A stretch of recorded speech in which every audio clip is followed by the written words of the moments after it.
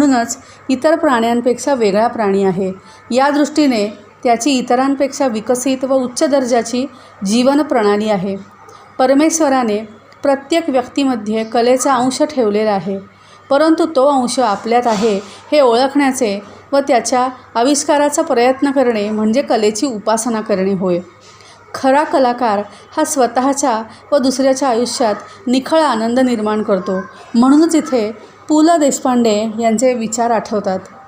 उपजीविकेसाठी आवश्यक असणाऱ्या विषयांचं शिक्षण जरूर घ्या, पोटापाण्याचा उद्योग जिद्दीनं करा, पण एवढ्यावरच थांबू नका। साहित्य, चित्र, संगीत, नाट्य, शिल्प, खेळ यातल्या एखाद्या तरी कलेशी मैत्री जमवा। पोटापाण्याचा उद्योग तुम्हाला जगविल, पण कलेशी जमलेली मैत्री तुम्ही का जगायचं हे सांगून जाईल। आजचा आमचा व्हिडिओ तुम्हाला आवडला असेल तर सबस्क्राईब करायला अजिबात विसरू नका।